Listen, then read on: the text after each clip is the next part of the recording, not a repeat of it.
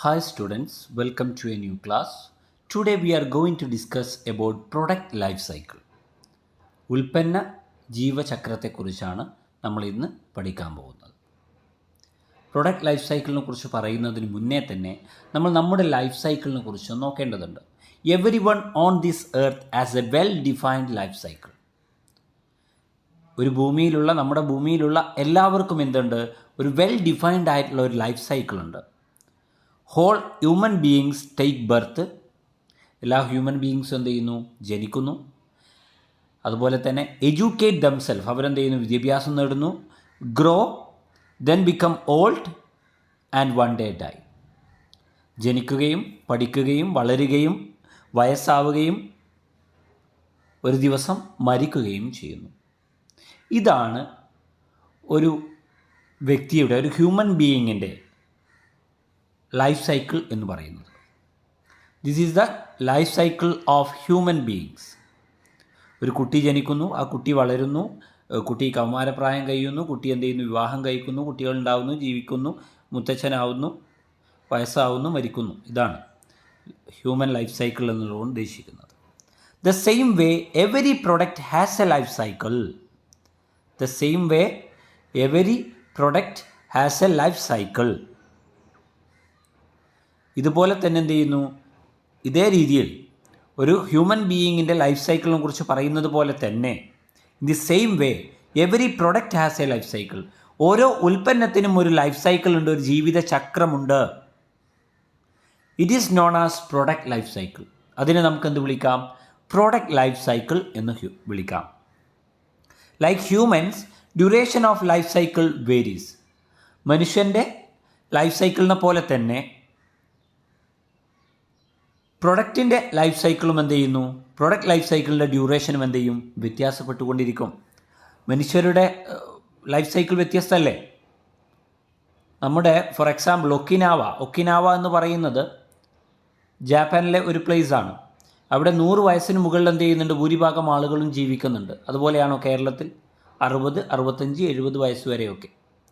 So എന്ത് ചെയ്യുന്നു? Human life cycle vary ചെയ്യുന്നുണ്ട്, വ്യത്യാസപ്പെടുന്നുണ്ട്.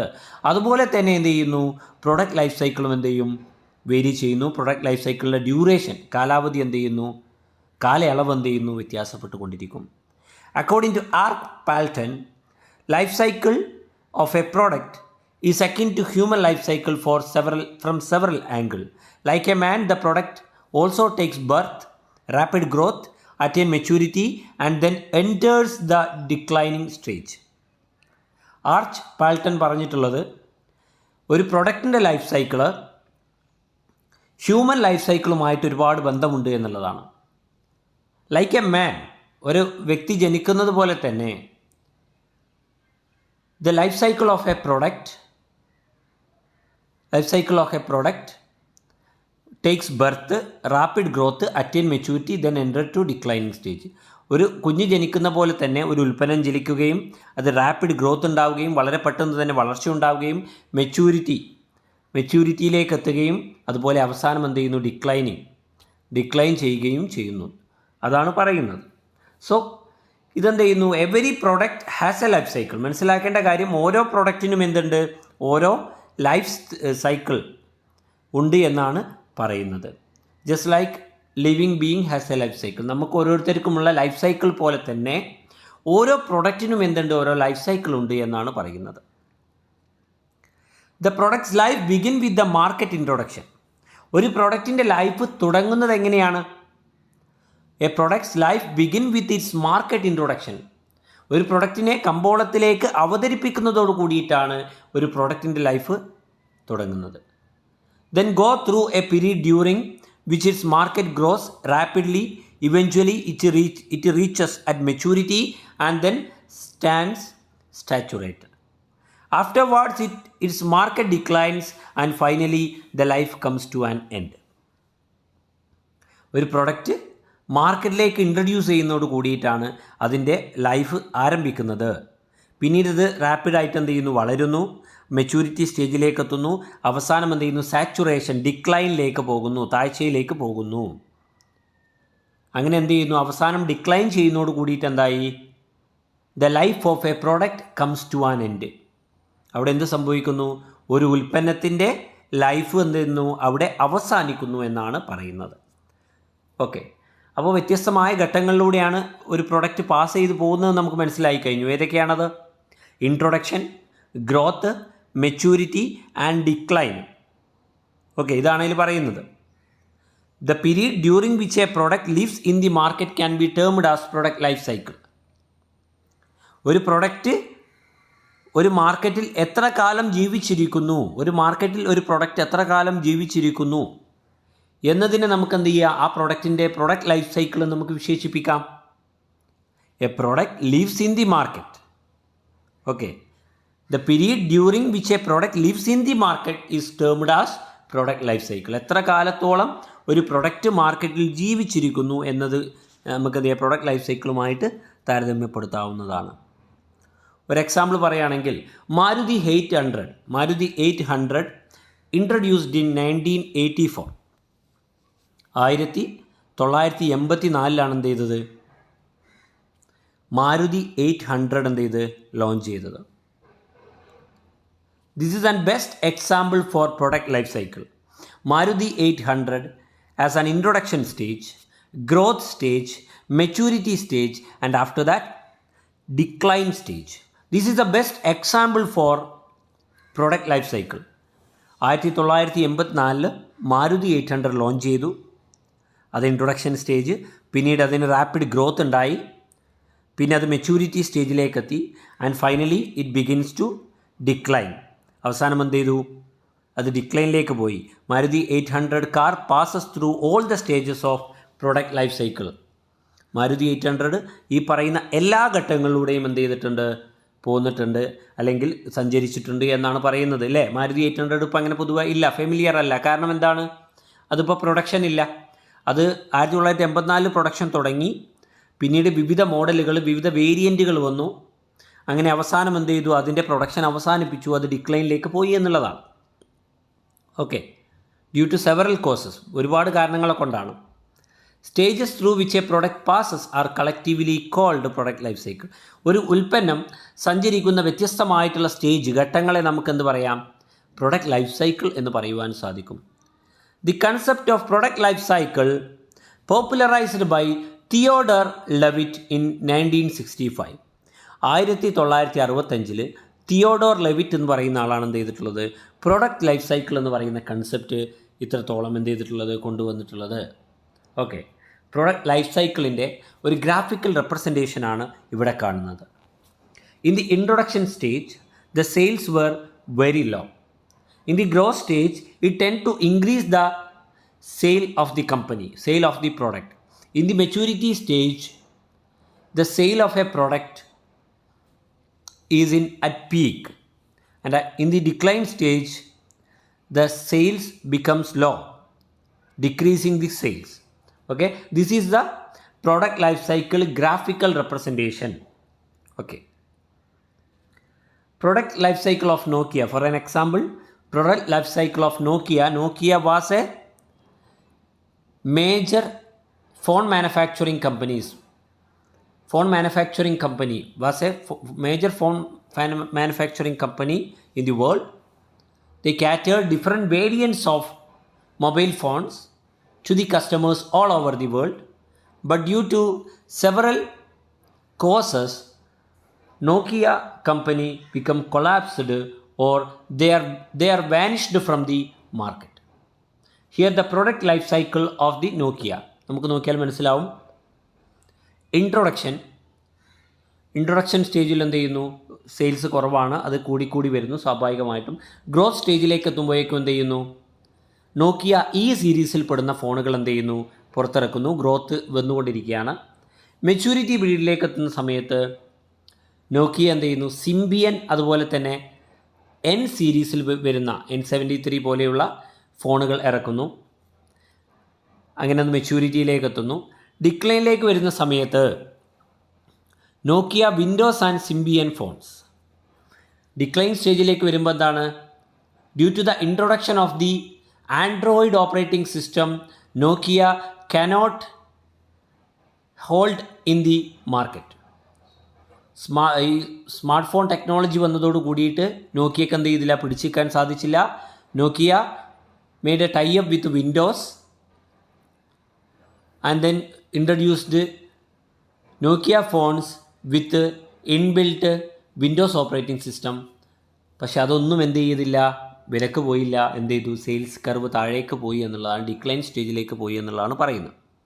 ഓക്കെ, ആപ്പിളിൻ്റെ ലൈഫ് ലൈനാണ് ഈ കാണിക്കുന്നത്. ആപ്പിളിൻ്റെ ഇൻട്രൊഡക്ഷൻ സ്റ്റേജിലൊക്കെ സെയിൽസ് വളരെ കുറവായിരുന്നു. iMac പുറത്തിറക്കിയ സമയത്ത് 1998, 1999 iBook പുറത്തിറക്കി, 2000 ക്യൂബ് പുറത്തിറക്കി, 2001 ഐപോഡ്. അവിടെ എന്ത് ചെയ്തു, സെയിൽസ് ഇങ്ങനെ വേരി ചെയ്തുകൊണ്ടിരിക്കുന്നുണ്ട്. പിന്നീട് എന്ത് ചെയ്തു, ITMS ഫോർ വിൻഡോസ് 2003 പ്രൊഡ്യൂസ് ചെയ്തു. പിന്നെ ഇൻറ്റൽ മാക് അനൗൺസ് ചെയ്തു. അതുപോലെ ഫസ്റ്റ് ഇൻറ്റൽ മാക് ഷിപ്പ് ചെയ്ത് 2006 മാക് കമ്പ്യൂട്ടർ. 2007 ഐഫോൺ അനൗൺസ് ചെയ്തത്. 2007 ഐഫോൺ റിലീസ് ചെയ്തത്. സോ ഇവിടെ നോക്കിയാൽ കാണാം, the sales graph, the product life cycle is increasing. It's comes through the introduction stage, then move to the growth stage. Now they are in a maturity stage. We can say that Apple company is in a maturity stage. Here the example for that. First of all, iPhone in 2007 it is introduced. At that time the sales volume is very low, but eventually in the year of 2008 the volume of sales of iPhone is increased. In 2010 it also increasing. In 2017 the volume of iPhone very much increased, and the sale of MacBook at this stage introduced in 2006. At that time the sales volume is very low, but eventually gradually the sales increased. If we considering iPad in 2010 introduced, at that time the sales volume is very low, but eventually that gradually that increased the sales volume. The life cycle concept may apply to a brand or to a category of a product. ശ്രദ്ധിക്കേണ്ട കാര്യം, ഈ life cycle concept എന്നറിയപ്പെടുന്ന concept എന്ത് ചെയ്യുന്നു, നമുക്ക് ഒരു ബ്രാൻഡിൽ apply ചെയ്യാം, അല്ലെങ്കിൽ എന്ത് ചെയ്യാം, ഒരു കാറ്റഗറി, ഒരു വിഭാഗം ഉൽപ്പന്നങ്ങളിൽ നമുക്ക് എന്ത് ചെയ്യാം, അപ്ലൈ ചെയ്യുവാൻ സാധിക്കും. It's duration may be as short as few months or years depending upon the product. The duration of a product life cycle may be short as A few months. വളരെ മാസങ്ങൾ നീണ്ടു നിൽക്കുന്ന ഒരു ഉൽപ്പന്നത്തിൻ്റെ പ്രൊഡക്റ്റ് സൈക്കിൾ ഉണ്ടാവാം, ഒരു പ്രൊഡക്റ്റിൻ്റെ product life cycle ഉണ്ടാകാം. അത് എന്തുവരെ പോവാം, ഇയറിലേക്കും പോകാം, ഒരുപാട് കാലങ്ങൾ നീണ്ടു നിൽക്കുന്ന ഒരു പ്രൊഡക്റ്റ് ലൈഫ് സൈക്കിളിലേക്കും പോകാം. ഡിപ്പെൻഡിങ് ഓൺ ദി പ്രൊഡക്റ്റ്, അതെന്തിനെ ആശ്രയിച്ചിരിക്കുന്നു, ആ ഉൽപ്പന്നത്തെ ആശ്രയിച്ചിരിക്കുന്നു എന്നുള്ളതാണ്. As A product progress through stages, changes are made how the product is marketed. ഓരോ ഘട്ടത്തിലൂടെ കടന്നു പോകുന്ന സമയത്തും ഏത് രീതിയിലാണ് ഉൽപ്പന്നത്തെ മാർക്കറ്റ് ചെയ്യേണ്ടത് എന്നെന്ത് ചെയ്യുന്നു, അവിടെ അതിനനുസരിച്ചുള്ള ചേഞ്ചസ് കൊണ്ടുവരുന്നുണ്ട് എന്നാണ് പറയുന്നത്. So we are moving to the product life cycle stages. First one, introduction stage. ഒന്നാമത്തെ സ്റ്റേജാണ് introduction stage. Most product fail at this stage. ഒരുപാട് ഉൽപ്പന്നങ്ങൾ പരാജയപ്പെടുന്ന, ഒരുപാട് പ്രൊഡക്റ്റുകൾ ഫെയിലാവുന്ന ഒരു ഘട്ടമാണ് ഇത് introduction stage, market introduction stage. വിപണിയിലേക്ക് ആദ്യമായി ഒരു ഉൽപ്പന്നത്തെ ഇറക്കുന്ന സമയത്ത് ഒരുപാട് ഉൽപ്പന്നങ്ങൾ എന്ത് ചെയ്യുന്നുണ്ട്, ഈ ഇൻട്രൊഡക്ഷൻ സ്റ്റേജിൽ, മാർക്കറ്റ് ഇൻട്രൊഡക്ഷൻ സ്റ്റേജിൽ തന്നെ എന്ത് ചെയ്യുന്നുണ്ട്, അത് ഫെയിലായി പോകുന്നുണ്ട് എന്നാണ് പറയുന്നത്. There are several reasons. ഒരുപാട് കാരണങ്ങളെ കൊണ്ടാണ്. കസ്റ്റമേഴ്സിൻ്റെ നീഡ്സ് ആൻഡ് വാണ്ട്സിനെ സാറ്റിസ്ഫൈ ചെയ്യാൻ സാധിക്കാത്തത്, ടെക്നോളജിയുടെ അഭാവം, ഒരുപാട് കാരണങ്ങളെ കൊണ്ടാണ് എന്ത് ചെയ്യുന്നത്, ഇത് വരുന്നത്. Introduction stage is A first stage of A life of a product. After testing A product, enter the introduction stage and the product will then become available in the market. During this stage the sales are very low. Introduction സ്റ്റേജിൽ എന്ത് ചെയ്യുന്നു, നമ്മുടെ പ്രൊഡക്റ്റിൻ്റെ, ഒരു കമ്പനിയുടെ പ്രൊഡക്റ്റിൻ്റെ sales എന്ന് പറയുന്നത് വളരെ കുറവായിരിക്കും. കാരണം customers R unaware about the product and cautious of buying something new. Customers എന്ത് ചെയ്യും, പ്രൊഡക്റ്റിനെ കുറിച്ച് അവർക്ക് അറിവില്ലാത്തതാണ് ഒന്നാമത്തെ കാരണം സെയിൽസ് കുറയാൻ ഇൻട്രൊഡക്ഷൻ സ്റ്റേജിൽ. അതുപോലെ തന്നെ എന്ത് ചെയ്യുന്നു, രണ്ടാമതായിട്ട് cautious of buying something new. നമ്മൾ സ്ഥിരമായിട്ട് വാങ്ങുന്ന ഒരു ഉൽപ്പന്നത്തിന് പകരമായിട്ട് ഒരു പുതിയ ഉൽപ്പന്നം വാങ്ങുന്നതിലുള്ള ആളുകൾക്കുള്ളൊരു മടി, അതാണെന്ത് സെയിൽസ് കുറയുവാനുള്ള കാരണമായിട്ട് പറയുന്നത്. The stage in which the product was initially promoted, public awareness is very important to success of a product. If people don't know about the product they won't go out and buy it. ഇവിടെ എന്ത് ചെയ്യുന്നു, ഒരുപാട് promotional ആക്ടിവിറ്റീസിൻ്റെ ആവശ്യമുണ്ട്, ഒരുപാട് അഡ്വർടൈസ്മെൻറ്റ്സിൻ്റെ ആവശ്യമുണ്ട്, advertisement ക്യാമ്പയിൻസിൻ്റെ ഒക്കെ ആവശ്യമുണ്ട്. Heavy advertisement തന്നെ ആവശ്യമായിട്ട് വരും ഒരു പ്രൊഡക്റ്റ് ഇൻട്രൊഡക്ഷൻ സ്റ്റേജിൽ. ഈ സ്റ്റേജിൽ കോസ്റ്റ് ഓഫ് പ്രൊഡക്ഷൻ വളരെ കൂടുതലായിരിക്കും എന്നുള്ളതാണ് പ്രധാനമായിട്ടുള്ള ഇതിലെ ക്യാരക്ടറിസ്റ്റിക്സ് പറയുകയാണെങ്കിൽ, ഇൻട്രൊഡക്ഷൻ സ്റ്റേജിലെ ക്യാരക്ടറിസ്റ്റിക്സ് പറയുകയാണെങ്കിൽ ലോ സെയിൽസ് ആണ്. സെയിൽസ് വളരെ കുറവായിരിക്കും due to customers unaware about the product and cautious of buying something new. Low profit ആയിരിക്കും, സെയിൽ കുറയുമ്പോൾ പ്രോഫിറ്റ് കുറയും. പിന്നെ ഹൈ കോസ്റ്റ് ആയിരിക്കും due to high promotional expenses. കൂടുതൽ അഡ്വർടൈസ്മെൻറ്റ്സും പ്രൊമോഷണൽ എക്സ്പെൻസൊക്കെ വരുന്നത് കൊണ്ട് ഹൈ കോസ്റ്റ് ആയിരിക്കും പ്രൊഡക്റ്റിന്. അതുപോലെ ഹൈ പ്രൈസ് ആയിരിക്കും. ലെസ് കോമ്പറ്റീഷൻ വളരെ കുറവായിരിക്കും എന്നുള്ളതാണ്. The marketing objective of this stage to create a product awareness and trial. പിന്നീട് വരുന്നതാണ് ഗ്രോത്ത് സ്റ്റേജ് എന്നുള്ളത്, രണ്ടാമത്തെ ഘട്ടമാണ്. The growth stage is where your product start to grow. ഒരു കമ്പനിയുടെ പ്രൊഡക്റ്റിൻ്റെ സെയിൽസൊക്കെ വളരാൻ തുടങ്ങുന്ന ഘട്ടമാണ് ഇത്. Under the stage more customers begin to buy the product. ഒരുപാട് ആളുകൾ എന്ത് ചെയ്യും, പ്രൊഡക്റ്റ് ബൈ ചെയ്യാൻ തുടങ്ങും. This is because customers who purchased during the introduction stage are purchasing again and recommending to others. Introduction സ്റ്റേജിൽ ഒരു കമ്പനിയുടെ പ്രൊഡക്റ്റുകൾ വാങ്ങിയിട്ടുള്ള ആളുകൾ അവരത് റിപ്പീറ്റഡ് ആയിട്ട് വാങ്ങിക്കൊണ്ടിരിക്കുന്നു. അതുപോലെ തന്നെ they are recommending to the products to others. മറ്റുള്ളവർക്ക് എന്ത് ചെയ്യുന്നു, അവരുടെ പ്രൊഡക്റ്റുകളെ എന്ത് ചെയ്യുന്നു, അവരുപയോഗിച്ച ആ പ്രൊഡക്റ്റിനെ അവർ റെക്കമെൻഡ് ചെയ്യുന്നു എന്നുള്ളതാണ്. അറ്റ് ദിസ് സ്റ്റേജ്, ഈ ഘട്ടത്തിൽ competitors may enter the market. ഈ സമയത്ത് എന്ത് ചെയ്യും, കോമ്പറ്റീറ്റേഴ്സ് ഇതിലേക്ക് എൻ്റർ ചെയ്യും. Sales reach at optimum level but the sales growth slows down. സെയിൽസിൻ്റെ വളർച്ച, വിൽപ്പന കൂടിക്കൊണ്ടിരിക്കും, വിൽപ്പനയുടെ ഗ്രോത്ത് ഉണ്ടാവും, പക്ഷേ അതൊരു സ്ലോ ഡൗൺ ആയിട്ടാണ് ഉണ്ടാവുക എന്നുള്ളതാണ് ഈ പറയുന്നത്. Cell phones and internet shopping sites R currently experiencing rapid growth. Cellphone market, internet shopping ഒക്കെയാണ് എന്ത് ചെയ്യുന്നത്, ഇപ്പോൾ റാപ്പിഡ് ഗ്രോത്ത് ആയിട്ട് വരുന്നത് എന്നാണ് പറയുന്നത്. Okay, then rapid rising in sales വർദ്ധിക്കുന്നു. Expansion in the sale of production, ഉൽപ്പന്നത്തിൻ്റെ ഉൽപ്പാദനം വർദ്ധിപ്പിക്കുന്നു. റൈസിങ് പ്രോഫിറ്റ് വർദ്ധിപ്പിക്കുന്നു. ലോവർ യൂണിറ്റ് കോസ്റ്റ് കുറവായിരിക്കും. കാരണം by increasing into a mass production we can reduce the unit cost of the product. കൂടുതൽ ഉൽപ്പന്നം ഉൽപ്പാദിപ്പിക്കുമ്പോൾ ചെലവ് കുറക്കുവാൻ സാധിക്കുന്നു. കോമ്പറ്റീഷൻ അവിടെ ഉണ്ടാവും. അതുപോലെ objective is to maximize market share വർദ്ധിപ്പിക്കുക എന്നുള്ളതാണ് ഇവിടുത്തെ പ്രധാനമായിട്ടുള്ള ലക്ഷ്യം. മാർക്കറ്റ് ഷെയർ എന്ന് വെച്ചാൽ ഒരു കമ്പനിക്ക് ഒരു മാർക്കറ്റിലെ ഒരു പർട്ടിക്കുലർ സെഗ്മെൻറ്റിൽ എന്ത് ചെയ്യുന്നു, എത്രത്തോളം അവർക്ക് ബിസിനസ് ഉണ്ട്, എത്രത്തോളം കസ്റ്റമേഴ്സ് ഉണ്ട് എന്ന് നോക്കിയിട്ടാണ് മാർക്കറ്റ് ഷെയർ നമ്മൾ പറയുന്നത്. Then third stage, that is maturity stage. The third stage of product life cycle is the maturity stage. ഇത് മെച്യൂരിറ്റി സ്റ്റേജ് എന്നാണ് എന്ത് ചെയ്യുന്നത്, അറിയപ്പെടുന്നത്. This stage has A long duration. വളരെ ലോങ് ഡ്യൂറേഷനുള്ള ദീർഘകാലയളവുള്ള ഒരു പ്രൊഡക്റ്റ് ലൈഫ് സൈക്കിളിലെ ഘട്ടമാണ് ഇത് മെച്യൂരിറ്റി സ്റ്റേജ് എന്നുള്ളത് കൊണ്ട് ഉദ്ദേശിക്കുന്നത്. In the maturity stage the demand for the product reaches at saturation point. Competition become severe. ഏറ്റവും കൂടുതൽ കോമ്പറ്റീഷൻ ഉണ്ടാവുന്ന സമയമാണ്. സ്ഥാപനം നല്ലവണ്ണം വളർന്നുകൊണ്ടിരിക്കുന്ന സമയമാണ്. പുതിയ പ്രൊഡക്റ്റുകൾ, പുതിയ മോഡലുകൾ, പുതിയ ഡിഫറെൻറ്റ് മെത്തേഡുകളൊക്കെ എന്ത് ചെയ്യും, മാനുഫാക്ചറിങ് കമ്പനി എന്ത് ചെയ്യും, ഇൻട്രൊഡ്യൂസ് ചെയ്യും എന്നുള്ളതാണ്. Number of buyers will continue to grow but slowly. ഇവിടെ എന്ത് ചെയ്യുന്നു, വളർച്ച, ബയേഴ്സ് വാങ്ങിക്കൊണ്ടിരിക്കും, പക്ഷേ അതൊരു സ്ലോ റേറ്റിലായിരിക്കും എന്നാണ് പറയുന്നത്. Later the profit will start falling. എന്ത് ചെയ്യുന്നു? ഗ്രോത്തിലേക്ക് പോയി കഴിഞ്ഞാൽ പിന്നീട് എന്ത് ചെയ്യുന്നു? അത് എന്ത് ചെയ്യുന്നു? പ്രോഫിറ്റ് ഫാൾ ചെയ്യാൻ തുടങ്ങുമെന്നുള്ളതാണ്.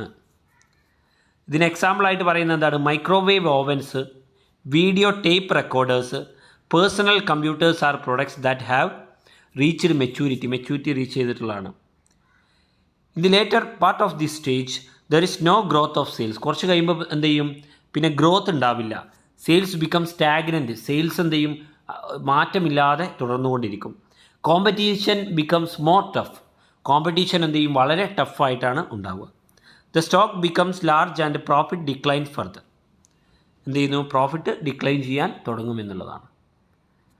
Sales growth at diminishing rate. Sales ഉണ്ടാവുന്നുണ്ട്, പക്ഷേ ഡിമിനിഷിങ് റേറ്റിലാണ്. Price tends to fall. ഉൽപ്പന്നത്തിൻ്റെ വിലയിൽ എന്ത് ചെയ്യും? വ്യത്യാസം ഉണ്ടായിക്കൊണ്ടിരിക്കും. Profit starts declining. ഉൽപ്പന്നത്തിൽ നിന്ന് കിട്ടുന്ന ലാഭം, സെയിൽസിൽ നിന്ന് കിട്ടുന്ന ലാഭം കുറയും. Stiff competition. കടുത്ത കോമ്പറ്റീഷൻ ഉണ്ടാവും. Product supply may exceed demand. ഡിമാൻഡിനേക്കാളും കൂടുതൽ പ്രൊഡക്റ്റ് സപ്ലൈ ഉണ്ടാകും. പ്രൊഡക്റ്റ് മോഡിഫിക്കേഷനും ഇമ്പ്രൂവ്മെൻറ്റും ഒക്കെ ഈ ഘട്ടത്തിലാണ് നടത്തുക. ഉൽപ്പന്നത്തിൽ പുതിയ ഇമ്പ്രൂവ്മെൻ്റ് ഒക്കെ കൊണ്ടുവരുന്നത്. ഇതിൻ്റെ പ്രധാനമായിട്ട് ഒബ്ജക്റ്റീവ് എന്താണ്? Defend market share while maintaining sales and profit level. സെയിൽസും പ്രോഫിറ്റ്സ് ലെവലൊക്കെ മെയിൻറ്റെയിൻ ചെയ്തുകൊണ്ട് മാർക്കറ്റ് ഷെയർ എന്ത് ചെയ്യുക? ഡിഫെൻഡ് ചെയ്ത് നിർത്തുക എന്നുള്ളതാണ്. എന്ത്? പ്രതിരോധിച്ച് നിർത്തുക എന്നുള്ളതാണ് ഇതിൻ്റെ പ്രധാനപ്പെട്ട ഒബ്ജക്റ്റീവായിട്ട് പറയുന്നത്. And we are moving to the last stage. We are moving to the last stage of product life cycle, that is called decline stage. Decline stage. At this stage, sales begin fall. വിൽപ്പന കുറയാൻ തുടങ്ങുന്ന ഘട്ടമാണ് ഇത് decline stage എന്നുള്ളത്. Either everyone that wants to have bought your products or new more innovative products have been created that replace your. ഇവിടെ എന്ത് ചെയ്യുന്നു? പുതിയ ടെക്നോളജിയിലുള്ള പ്രൊഡക്റ്റുകളൊക്കെ എന്ത് ചെയ്യുന്നു? നമ്മുടെ പ്രൊഡക്റ്റിനെ റീപ്ലേസ് ചെയ്തുകൊണ്ട് പോകുന്നു. Many companies decide to withdrawal their products from the market due to downturn. ഒരുപാട് കമ്പനികൾ എന്ത് ചെയ്യുന്നു? അവരുടെ പ്രൊഡക്റ്റിനെ മാർക്കറ്റിൽ നിന്നും പിൻവലിക്കുവാൻ തീരുമാനിക്കുന്നു, മാർക്കറ്റിൽ നിന്നുള്ള ഡൗൺ ടേൺ കാരണം. The only way to increase sales during this period is cut your cost, reducing your spending. ഈ ഘട്ടത്തിൽ ചെയ്യേണ്ടത് എന്താണ്? കോസ്റ്റിനെ പരമാവധി കുറക്കുക. കോസ്റ്റിനെ പരമാവധി കുറച്ചുകൊണ്ട് ചെലവിനെ പരമാവധി കുറക്കുക എന്നുള്ളതാണ് ഈ ഡിക്ലൈൻ സ്റ്റേജിലുള്ള പ്രധാനപ്പെട്ടൊരു മാർഗം. എന്നാൽ മാത്രമേ സെയിൽസ് ഇൻക്രീസ് ചെയ്യാൻ സാധിക്കുകയുള്ളൂ. അനാവശ്യമായ എക്സ്പെൻസുകൾ, വേസ്റ്റേജസ് ഒക്കെ കുറക്കുക. അൺനെസസറി ആയിട്ടുള്ള എക്സ്പെൻസുകൾ ഒക്കെ ഒഴിവാക്കുക. സ്പെൻഡിങ്സ് ഒക്കെ ഒഴിവാക്കിക്കൊണ്ട് എന്ത് ചെയ്യുക എന്നുള്ളതാണ് ഇത് പറയുന്നത്. Carbon paper, BMW, television sets, telegrams, typewriters, fountain pens are product that have endured in decline stage. Decline സ്റ്റേജിലേക്ക് വന്നിട്ടുള്ള പ്രൊഡക്റ്റുകൾക്ക് എക്സാമ്പിളാണ് carbon paper, BMW, television sets, telegrams, typewriters, fountain pens ഒക്കെ ഇതിന് എക്സാമ്പിളാണ്. Okay. Demand for Kodak film products falling rapidly because the popularity of digital photography is rising. Digital ഫോട്ടോഗ്രാഫിയുടെ പ്രചാരം വർദ്ധിക്കുന്നതോട് കൂടിയിട്ട് എന്ത് ചെയ്തു? കൊഡാക് ഫിലിം പ്രൊഡക്ട്സുകളുടെ എന്ത് ചെയ്യുന്നു? വിൽപ്പനയിൽ വളരെയധികം കുറവുണ്ടാവുന്നു.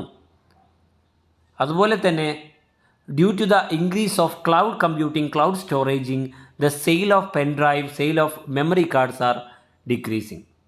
ഇതൊക്കെ എക്സാമ്പിളായിട്ട് നമുക്ക് പറയുവാൻ സാധിക്കും.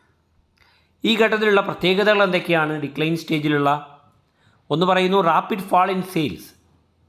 പെട്ടെന്ന് തന്നെ എന്ത് ചെയ്യുന്നു? വലിയ രീതിയിൽ എന്ത് ചെയ്യുന്നു? സെയിൽസിൽ കുറവുണ്ടാകുന്നു. ഫാൾ ഇൻ പ്രൈസസ്, വിലയിൽ കുറവുണ്ടാകുന്നു. പ്രൊമോഷണൽ എക്സ്പെൻസുകളൊന്നും ഉണ്ടാവില്ല, അഡ്വർടൈസ്മെൻറ്റ് കാര്യങ്ങളൊന്നും ഉണ്ടാവില്ല. Reducing distribution network to the minimum. Distribution network എന്ത് ചെയ്യുന്നു? ഏറ്റവും മിനിമമായിട്ട് റെഡ്യൂസ് ചെയ്യുന്നു. Product technology become obsolete. പ്രൊഡക്റ്റിൻ്റെ ടെക്നോളജി എന്താണ്? ഏറ്റവും പഴകിയതായിട്ട് മാറുന്നു. ഓക്കെ. പുതിയ മെഷീൻസ്, പുതിയ ടെക്നോളജി ഒന്നും ഉപയോഗിക്കുന്നതിന് പകരം പഴയ ടെക്നോളജിയിലാണ് പ്രൊഡക്റ്റ് ഉണ്ടാക്കുന്നതെങ്കിൽ അതാണ്. പ്രധാനമായിട്ടും ഡിക്ലൈൻ സ്റ്റേജിൻ്റെ ഒബ്ജക്റ്റീവ് എന്താണ്? Withdraw the product from the market or take to revival plan to reintroduce the product in the modified form. ഒന്നുകിൽ എന്ത് ചെയ്യുക? മാർക്കറ്റിൽ നിന്നും തങ്ങളുടെ ഉൽപ്പന്നങ്ങളെ പിൻവലിക്കുക, അല്ലെങ്കിൽ തങ്ങളുടെ ഉൽപ്പന്നങ്ങളെ പുതുക്കിയിട്ട് പുതുമകൾ കൊണ്ടുവന്ന് പുതിയ രീതിയിൽ എന്ത് ചെയ്യുക, മാർക്കറ്റിലേക്ക് അവതരിപ്പിക്കുക എന്നുള്ളതാണ് ഇവിടെ വരുന്നത്. ഓക്കെ, ഫോർ എക്സാമ്പിൾ പറയുകയാണെങ്കിൽ ത്രിൽ എന്ന് പറയുന്ന ഒരു ബ്രാൻഡഡ് സോപ്പ് ഉണ്ട്. അതെന്ത് ചെയ്യുന്നു, ഇത്തരത്തിൽ ഡിക്ലൈൻ സ്റ്റേജിലേക്ക് പോയതായിരുന്നു, പിന്നീട് അത് റിവൈവൽ ചെയ്തുകൊണ്ട് വന്നതാണ് എന്നാണ്. സോ പ്രൊഡക്റ്റ് ലൈഫ് സൈക്കിളിൽ 4 ഘട്ടങ്ങളാണ് ഉള്ളത്, നമ്മൾ ഡിസ്കസ് ചെയ്ത് കഴിഞ്ഞു. പ്രൊഡക്റ്റ് ലൈഫ് സൈക്കിളിൻ്റെ ക്യാരക്ടറിസ്റ്റിക്സ് ആണ് അടുത്തത് നോക്കുന്നത്, പ്രത്യേകതകൾ ഓരോ ഘട്ടത്തിലുമുള്ള in each and every stage. Sales, introduction സ്റ്റേജിൽ സെയിൽസ് കുറവായിരിക്കും, ഗ്രോത്ത് സ്റ്റേജിൽ റാപ്പിഡ്ലി റൈസ് ചെയ്തുകൊണ്ടിരിക്കുകയായിരിക്കും, മെച്യൂരിറ്റി സ്റ്റേജിൽ ഏറ്റവും ടോപ്പ് ലെവലിലായിരിക്കും, ഡിക്ലൈൻ സ്റ്റേജിൽ കുറയുകയാണ് ചെയ്യുന്നത്. കോസ്റ്റ് അതുപോലെ കൺസ്യൂമർ, അത് ഇൻട്രൊഡക്ഷൻ സ്റ്റേജിൽ കസ്റ്റമർ അത് ഹൈ ആയിരിക്കും, അതുപോലെ ഗ്രോത്ത് ആവറേജ് ആയിരിക്കും, ഗ്രോത്ത് സ്റ്റേജിൽ ആവറേജ് ആയിരിക്കും കോസ്റ്റ് ഉണ്ടാവുക. മെച്യൂരിറ്റി ലെവലിലേക്ക് എത്തുന്നതോട് കൂടിയിട്ട് പ്രൊഡക്ഷൻ കോസ്റ്റൊക്കെ എന്ത് ചെയ്യുന്നു, കുറയുന്നു, ഡിക്ലൈനിലേക്ക് എത്തുന്ന സമയത്തും കുറയുന്നു. പ്രോഫിറ്റ് ഇൻട്രൊഡക്ഷൻ സ്റ്റേജിൽ നെഗറ്റീവ് ആയിരിക്കും, ഗ്രോത്ത് സ്റ്റേജിൽ റൈസിങ് ആയിരിക്കും, മെച്യൂരിറ്റി സ്റ്റേജിലേക്ക് എത്തുമ്പോൾ അത് ഏറ്റവും ടോപ്പിലേക്ക് ഹൈ ലെവലിലായിരിക്കും, ഡിക്ലൈൻ ലെവലിലേക്ക് എത്തുമ്പോൾ പ്രോഫിറ്റ് നെഗറ്റീവ് ബാലൻസിലേക്ക് പോകും. ഇൻട്രൊഡക്ഷൻ സ്റ്റേജിൽ കസ്റ്റമേഴ്സായിട്ട് വരുന്നത് ഇന്നോവേറ്റേഴ്സാണ്. ഇന്നോവേറ്റേഴ്സ് പറഞ്ഞാൽ ആരാ, പുതുമ ആഗ്രഹിക്കുന്ന ആളുകൾ, പുതിയ ഉൽപ്പന്നങ്ങൾ, പുതിയ ബ്രാൻഡിലുള്ള ഉൽപ്പന്നങ്ങളൊക്കെ ഉപയോഗിക്കുന്ന ഇന്നോവേറ്റേഴ്സ് ആയിരിക്കും ഇൻട്രൊഡക്ഷൻ സ്റ്റേജിൽ വരുന്നത് കസ്റ്റമേഴ്സായിട്ട്. ഗ്രോത്ത് ലെവലിൽ എന്താ, ഗ്രോത്ത് സ്റ്റേജിൽ എന്താ, പിന്നെ ഏർലി അഡോപ്റ്റേഴ്സ് എന്ന് പറയുന്ന ഒരു കൂട്ടരാണ്. മെച്യൂരിറ്റി സ്റ്റേജിലുള്ള കസ്റ്റമേഴ്സാണ് മിഡിൽ മെജോറിറ്റി എന്നറിയപ്പെടുന്നത്. ഡിക്ലൈൻ സ്റ്റേജിലുള്ളവരാണ് കസ്റ്റമേഴ്സാണ് ലെഗാർഡ്സ്, സ്ലോ ആൻഡ് ലേസി എന്ന് പറയുന്ന ഒരു കാറ്റഗറിയിൽ വരുന്നത്. പിന്നെ കോമ്പറ്റീറ്റേഴ്സിനെ കുറിച്ച് പറയുകയാണെങ്കിൽ ഇൻട്രൊഡക്ഷൻ സ്റ്റേജ്, ഒരു പ്രൊഡക്റ്റിൻ്റെ ഇൻട്രൊഡക്ഷൻ സ്റ്റേജിൽ കോമ്പറ്റീറ്റേഴ്സ് വളരെ കുറവായിരിക്കും. ഗ്രോത്ത് സ്റ്റേജിൽ കോമ്പറ്റീറ്റേഴ്സ് വളർന്നുകൊണ്ടിരിക്കും. മെച്യൂരിറ്റി സ്റ്റേജിൽ സ്റ്റേബിൾ ബിഗിനിങ് ടു ഡിക്ലൈൻ, സ്റ്റേബിളാണ് എന്നാൽ എന്ത് ചെയ്യുന്നു, കോമ്പറ്റീറ്റേഴ്സ് അത് ഡിക്ലൈൻ ചെയ്തുകൊണ്ടിരിക്കും. ഡിക്ലൈൻ സ്റ്റേജിലേക്ക് എത്തുമ്പോൾ കോമ്പറ്റീറ്റേഴ്സ് വളരെ കുറവായിരിക്കും എന്നുള്ളതാണ്, ഡിക്ലൈൻ ചെയ്തുകൊണ്ടിരിക്കും എന്നുള്ളതാണ് പറയുന്നത്. മാർക്കറ്റിംഗ് ഒബ്ജക്റ്റീവ് നോക്കുകയാണെങ്കിൽ, മാർക്കറ്റിംഗ് ഒബ്ജക്റ്റീവ്സിനെ കുറിച്ച് ഡിസ്കസ് ചെയ്യുകയാണെങ്കിൽ ഇൻട്രൊഡക്ഷൻ സ്റ്റേജിൽ ഉള്ള മാർക്കറ്റിംഗ് ഒബ്ജക്റ്റീവ് എന്താണ്, create product awareness and trial എന്നുള്ളതാണ്. ഗ്രോത്ത് സ്റ്റേജിലോ മാക്സിമൈസിങ് ദി മാർക്കറ്റ് ഷെയർ, തങ്ങളുടെ ഉൽപ്പന്നങ്ങളുടെ മാർക്കറ്റ് ഷെയറിനെ മാക്സിമൈസ് ചെയ്യുക എന്നുള്ളതാണ്. മെച്യൂരിറ്റി സ്റ്റേജിലോ maximise profit while defending the market share, പിന്നെയോ ഡിക്ലൈൻ സ്റ്റേജിലോ റെഡ്യൂസ് എക്സ്പെൻഡിച്ചറൊക്കെ കുറക്കുന്നു എന്നുള്ളതാണ് ഇതിൽ വരുന്നത്. സോ ഇതാണ് മാർക്കറ്റിംഗ് ഒബ്ജക്റ്റീവ്സിൽ പറയാനുള്ളത്. പിന്നീട് വരുന്നതാണ് സ്ട്രാറ്റജീസാണ് അടുത്തത് വരുന്നത്. ഇൻട്രൊഡക്ഷൻ സ്റ്റേജിൽ പ്രൊഡക്റ്റ് റിലേറ്റഡ് ആയിട്ട് സെർട്ടൈൻ സ്ട്രാറ്റജീസ് ഉണ്ട്. ഇൻട്രൊഡക്ഷൻ സ്റ്റേജിൽ അതിൽ പറയുന്നത് എന്താണ്, ഇൻട്രൊഡക്ഷൻ സ്റ്റേജിൽ പ്രൊഡക്റ്റ് കൊടുക്കുന്ന എന്താണ്, ഓഫർ എ ബേസിക് പ്രൊഡക്റ്റ്, ഒരു ബേസിക് പ്രൊഡക്റ്റാണ് എന്ത് ചെയ്യുക, ഇൻട്രൊഡക്ഷൻ സ്റ്റേജിൽ ഓഫർ ചെയ്യുക. ഗ്രോത്ത് സ്റ്റേജിലോ ഓഫർ പ്രൊഡക്റ്റ് എക്സ്റ്റൻഷൻ, പ്രൊഡക്റ്റിന് എന്ത് ചെയ്യും, ചെറിയ രീതിയിലുള്ള വിപുലീകരണമൊക്കെ കൊണ്ടുവരും. മെച്യൂരിറ്റി സ്റ്റേജിലോ ഡൈവേഴ്സിഫൈ ബ്രാൻഡിനെ എന്ത് ചെയ്യും, ഡൈവേഴ്സിഫൈ ചെയ്യും, വ്യത്യസ്തമായ രീതിയിലുള്ള പ്രൊഡക്റ്റുകൾ എന്ത് ചെയ്യും, കൊണ്ടുവരും. ഡിക്ലൈൻ സ്റ്റേജിലോ ഫേസ് ഔട്ട് വീക്കായിട്ടുള്ള ഐറ്റംസിനെ എന്ത് ചെയ്യും, അവിടുന്ന് എടുത്ത് മാറ്റും എന്നുള്ളതാണ് സ്ട്രാറ്റജി ആയിട്ട് പറയുന്നത്. പ്രൈസ് സ്ട്രാറ്റജി ഇൻട്രൊഡക്ഷൻ സ്റ്റേജിൽ കോസ്റ്റ് പ്ലസ് എന്നുള്ള പ്രൈസ് സ്ട്രാറ്റജിയാണ് ഉപയോഗിക്കുക. കോസ്റ്റ് പ്ലസ് സ്ട്രാറ്റജി എന്തുകൊണ്ടാണെന്ന് വെച്ചാൽ ഇവിടെ എന്താണ്, നമുക്ക് ഇത് മീറ്റ് ചെയ്ത് പോവുക എന്നുള്ളതാണ്, വലിയ പ്രോഫിറ്റ് അല്ല ആഗ്രഹിക്കുന്നത്. ഗ്രോത്ത് സ്റ്റേജിൽ എന്താണ്, പെനട്രേഷൻ പ്രൈസിങ് പോളിസിയാണ് എന്ത് ചെയ്യുക, നമ്മൾ അവിടെ ഉപയോഗിക്കുന്നത്. കാരണം ഇവിടെ എന്ത് ചെയ്യുന്നു, keeping a low price with higher promotional expense. Maturity സ്റ്റേജിൽ മാച്ച് ഓർ ബീറ്റ് കോമ്പറ്റീറ്റേഴ്സിനെ ബീറ്റ് ചെയ്യുന്ന രീതിയിൽ അല്ലെങ്കിൽ കോമ്പറ്റീറ്റേഴ്സിൻ്റെ വിലയുമായി മാച്ച് ചെയ്യുന്ന രീതിയിലുള്ള പ്രൈസാണ് ഇടുക. In the decline stage cut prices, വില എന്ത് ചെയ്യുന്നു, കുറയ്ക്കുകയാണ് എന്ത് ചെയ്യുന്നത്. ഡിസ്ട്രിബ്യൂഷൻ സ്ട്രാറ്റജിയിലേക്ക് വരുന്ന സമയത്ത് സെലക്റ്റീവായിട്ടുള്ള ഒരു ഡിസ്ട്രിബ്യൂഷൻ സ്ട്രാറ്റജിയാണ് എന്ത് ചെയ്യുക, ഇവിടെ ആര് ഫോളോ ചെയ്യുന്നത്, ഇൻട്രൊഡക്ഷൻ സ്റ്റേജിൽ ഫോളോ ചെയ്യുന്നത്. ഗ്രോത്ത് സ്റ്റേജിലേക്ക് വരുമ്പോൾ വളരെ ഇൻറ്റൻസീവ് ആയിട്ടുള്ള ഒരു ഡിസ്ട്രിബ്യൂഷൻ സ്ട്രാറ്റജിയാണ് ഫോളോ ചെയ്യുന്നത്. മെച്യൂരിറ്റി സ്റ്റേജിലേക്ക് വരുമ്പോൾ മോർ ഇൻറ്റൻസീവ് ആയിട്ടുള്ള ഡിസ്ട്രിബ്യൂഷൻ സ്ട്രാറ്റജിയാണ് ഫോളോ ചെയ്യുന്നത്. ഡിക്ലൈൻ സ്റ്റേജിലേക്ക് വരുമ്പോൾ വീണ്ടും selective, phase out unprofitable outlet. ഇവിടെ എന്ത് ചെയ്യുന്നു? സെലക്റ്റീവ് ആയിട്ടുള്ള ഡിസ്ട്രിബ്യൂഷൻ സ്ട്രാറ്റജിയാണ് ഫോളോ ചെയ്യുന്നത്. അൺപ്രോഫിറ്റബിൾ ആയിട്ടുള്ള ഔട്ട്ലെറ്റുകളെ അടച്ചുപൂട്ടുന്നു. Then advertising strategies. പിന്നീട് വരുന്നതാണ് അഡ്വർടൈസിങ് സ്ട്രാറ്റജീസ്. അതിൽ ഇൻട്രൊഡക്ഷൻ സ്റ്റേജിൽ എന്ത് ചെയ്യുന്നു? പ്രൊഡക്റ്റ് അവെയർനെസ് കൊടുക്കുക എന്നുള്ളതാണ്. തങ്ങളുടെ പ്രൊഡക്റ്റിനെ കുറിച്ച് അവെയർനെസ് കൊടുക്കുക എന്നുള്ളതാണ് ഒന്നാമത്തെ ഘട്ടത്തിൽ അഡ്വർടൈസ്മെൻറ്റ് ചെയ്യുന്നത്. രണ്ടാമത്തെ ഗ്രോത്ത് സ്റ്റേജിൽ അവെയർനെസ് ആൻഡ് ഇൻട്രസ്റ്റ് ആണ് അഡ്വർടൈസിങ് സ്ട്രാറ്റജി ആയിട്ട് വരുന്നത്. മെച്യൂരിറ്റി സ്റ്റേജിലേക്ക് വരുമ്പോൾ advertisement stresses the brand differences. ബ്രാൻഡുകൾ തമ്മിലുള്ള വ്യത്യാസം എന്താണെന്ന് വ്യക്തമായിട്ട് ഊന്നി പറയുന്നു അഡ്വർടൈസിങ്ങിലൂടെ. ഡിക്ലൈനിലേക്ക് എത്തുമ്പോഴോ reduce to retain hard core loyal. സ്ഥാപനത്തിനോട് അത്രത്തോളം കൂറുള്ള ഹാർഡ് കോർ ലോയൽസ് ആയിട്ടുള്ള കസ്റ്റമേഴ്സിനെ റീറ്റെയിൻ ചെയ്യുന്നതിന് വേണ്ടിയിട്ടുള്ള അഡ്വർടൈസ്മെൻറ്റ് സ്ട്രാറ്റജി മാത്രമേ എടുക്കുന്നുള്ളൂ. സെയിൽസ് പ്രൊമോഷൻ സ്ട്രാറ്റജീസിനെ കുറിച്ച് പറയുമ്പോൾ ഇൻട്രൊഡക്ഷൻ സ്റ്റേജിൽ sales promotion or promotional expenditure was very high. വളരെ കൂടുതലായിരുന്നു, അല്ലെങ്കിൽ വളരെ കൂടുതലാണ് ഇൻട്രൊഡക്ഷൻ സ്റ്റേജിൽ. ഇൻട്രൊഡക്ഷൻ സ്റ്റേജിൽ സെയിൽസ് പ്രൊമോഷണൽ ആക്ടിവിറ്റി കൂടുതലായിരിക്കും. ഡെഫേർഡ് എക്സ്പെൻഡിച്ചർ ആയിട്ടാണ് അത് വരിക. ആ പണം ഒരുപാട് കാലങ്ങൾക്ക് ശേഷമാണ് തിരിച്ചു പിടിക്കാൻ സാധിക്കുള്ളൂ. സോ ഹെവി എക്സ്പെൻഡിച്ചർ ആയിരിക്കും. ഗ്രോത്ത് സ്റ്റേജിലേക്ക് എത്തുന്നതോട് കൂടിയിട്ട് സെയിൽസ് പ്രൊമോഷൻ സ്ട്രാറ്റജിയിൽ എന്ത് ചെയ്യുന്നു? അവിടെ സെയിൽസ് പ്രൊമോഷണൽ ആക്ടിവിറ്റീസ് കുറക്കുന്നു. മെച്യൂരിറ്റി സ്റ്റേജിലേക്ക് എത്തുന്ന സമയത്തോ ഇൻക്രീസ് ടു എൻകറേജ് ചെയ്യുന്ന ഇൻക്രീസ് ചെയ്തുകൊണ്ടിരിക്കുന്നു കുറച്ച്. ഡിക്ലൈൻ സ്റ്റേജിലേക്ക് എത്തുമ്പോൾ വീണ്ടും എന്ത് ചെയ്യുന്നു? അതൊരു മിനിമം എന്നുള്ള ലെവലിലേക്ക് കൊണ്ടുവരുന്നു എന്നാണ് പറയുന്നത്. 3 special categories of product life cycle. First one, styles is a basic and distinctive mode of expression appearing in the field of human endeavor. Second one, fashion is currently accepted or popular style in a given field. Fad are the fashions that come quickly into the public view, are adopted with great zeal, peak early and decline very fast. ഇങ്ങനെ 3 തരത്തിലുള്ള special കാറ്റഗറീസാണ് എന്ത് ചെയ്യുന്നത്? Product life cycle എന്ത് ചെയ്യുന്നത്? പ്രധാനമായിട്ടും വരുന്നത് എന്നുള്ള ഓർത്ത് വെക്കുക. സോ പ്രൊഡക്റ്റ് ലൈഫ് സൈക്കിളുമായി ബന്ധപ്പെട്ട കാര്യങ്ങളാണ് നമ്മൾ ഡിസ്കസ് ചെയ്തിട്ടുള്ളത്. ഈ കാര്യങ്ങളെ വ്യക്തമായി മനസ്സിലായിട്ടുണ്ടാവും എന്ന് കരുതുന്നു. Thank you.